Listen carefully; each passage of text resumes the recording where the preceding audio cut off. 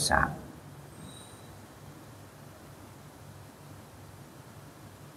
Itu wirid istighfar. Jadi kisah tadi, seorang gadis yang meninggal diimpikan ayahnya, atau kisah lainnya beberapa wanita yang diimpikan kok ada dalam surga.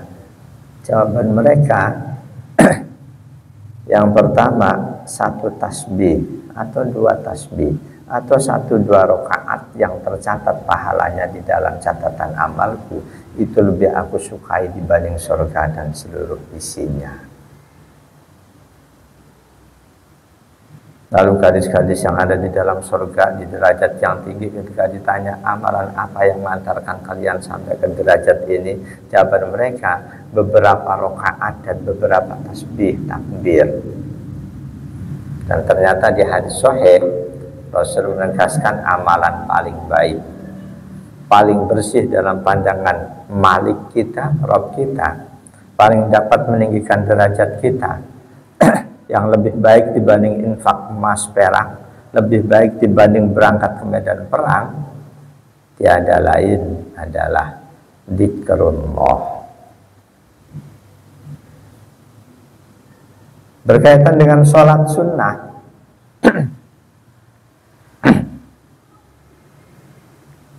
ada satu hadis sahih riwayat Imam Muslim 1704.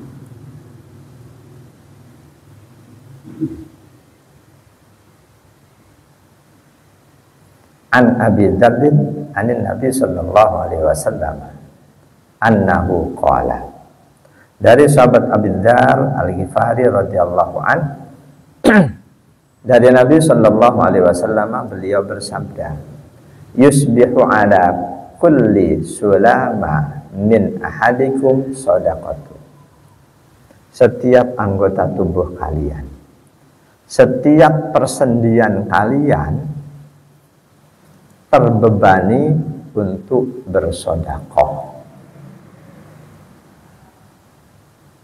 Setiap persendian tubuh kita dituntut untuk bersedekah. Bukan kita nggak bisa. Fakullu tasbihatin sedekatun.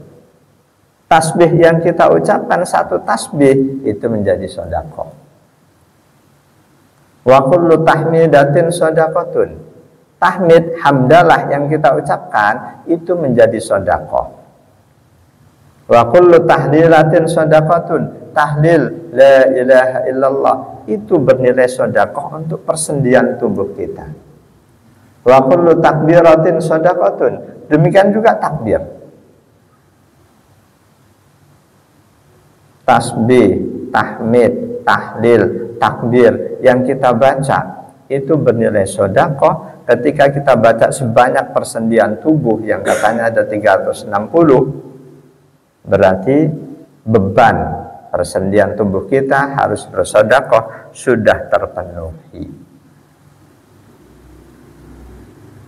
Wa amrun bil ma'rufi shadaqatun. Begitu juga ketika kita memerintahkan kebaikan, itu pun bernilai sedekah. Wa nahyun 'anil munkari shadaqatun. Demikian juga melarang perbuatan mungkar dengan cara sesuai akhlak Islam, itu pun bernilai sedekah. Kalau toh semua itu nggak bisa kita lakukan, masih di hadis yang sama, wa yujzi'u min dzalika rak'atani yarka'uhuma minad duha. Semua tadi, tasbih, tahlil, takbir dan lain sebagainya, termasuk amar ma'ruf, itu bisa digantikan dengan 2 rakaat sholat duha.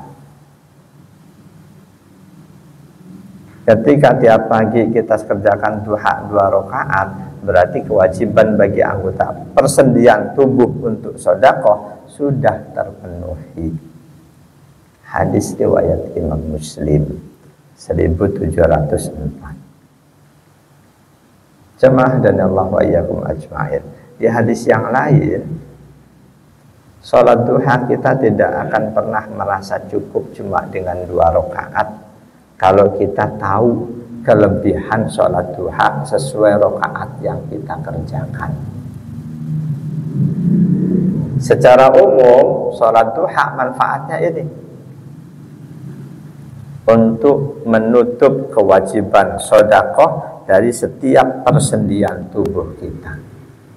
Tapi secara khusus di hadis yang lain, ketika kita sholat duha 2 rakaat, Allah keluarkan kita dari catatan sebagai orang yang lalai.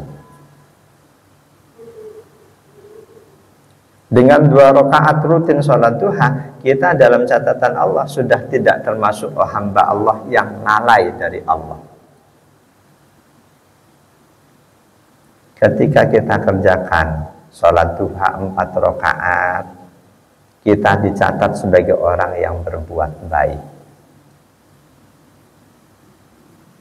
6 rakaat, 8 rakaat, 10 rakaat, 12 rakaat, itu masing-masing beda.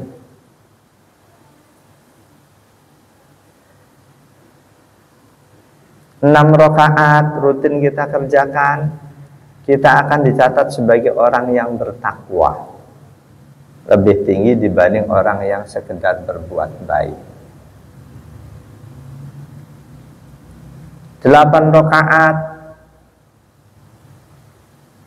kesalahan kita, dosa kita di hari itu tidak dicatat oleh Allah. 10 rakaat, lain lagi. Kita akan dibangunkan gedung di surga. Paling tinggi 12 rakaat. Itu manfaat sholat duha. Jadi ulama sepakat sholat duha sunnah muakkadah. Dasarnya hadis ini riwayat Imam Muslim dari sahabat Abu Dzar Al-Ghifari.